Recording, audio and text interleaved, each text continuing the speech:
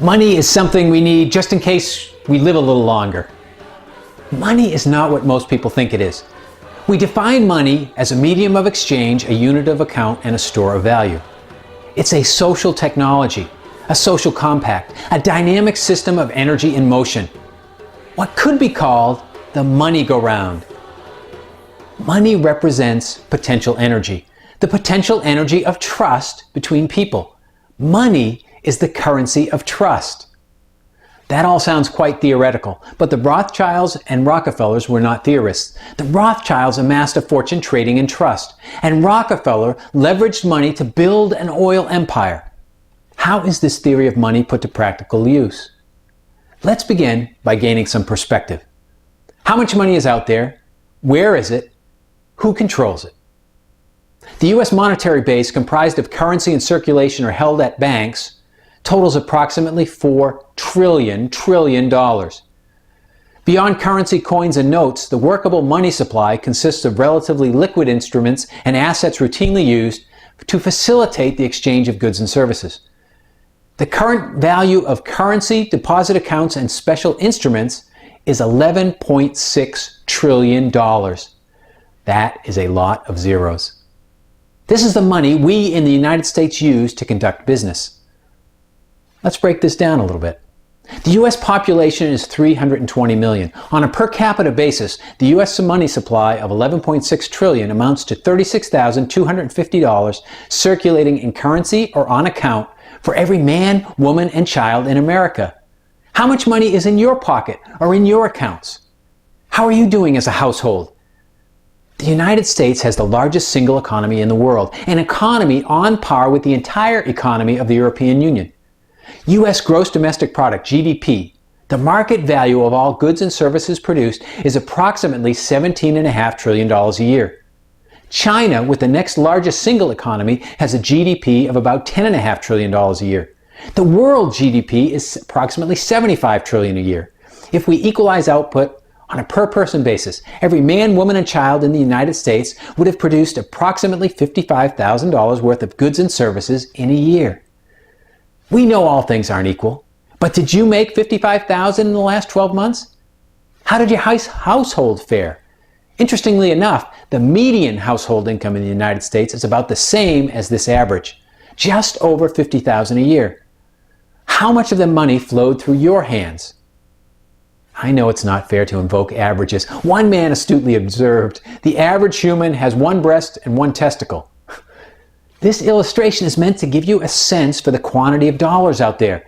Dollars that can just as easily pass through your hands as someone else's. The U.S. money supply and GDP are pretty impressive numbers, but that's not the whole picture. We have discussed estimated values, what things are worth. Something, anything, a car, a house, clothes, furniture, labor, is worth only what someone will pay for it. Nothing in this world is static. The concept of value, too, what something is worth, is dynamic. Things change. Assigning value to anything assumes a degree of risk. What one person holds dear, and others may not consider valuable at all. Value is a guess, often an educated guess, as to what other people will agree to. People determine value in relation to other people, through relationships. Life is a feeling, action, feeling process. We feel, we act, then we feel again. Making money and taking money start from the same impulse. That impulse is the urge to realize a new feeling. People want to have more, do more, and be more. They want to feel more. And for many, having money or being wealthy makes those opportunities to feel possible. What do people value? People value feelings. Some feelings very much more than others. Wants and needs, desires are virtually limitless. It is wants and needs, desires, feelings which move us to act. Our actions, the actions of human beings, produce all the stuff and provide all the labor we categorize as the trappings of wealth. People produce the value, the material, the products and services, helping people feel the way they want to feel. People simply want to change how they feel. Markets help people change how they feel. An economy is not a nameless, faceless, impersonal market. Money An impersonal medium of exchange allows us to pretend that a market is detached and separate from human beings. It's just business. But it never really is. A market, an economy, generates value, amasses value, and provides value only when people do. People determine value. Value measured in money is a function of satisfying wants and needs, of fulfilling desires.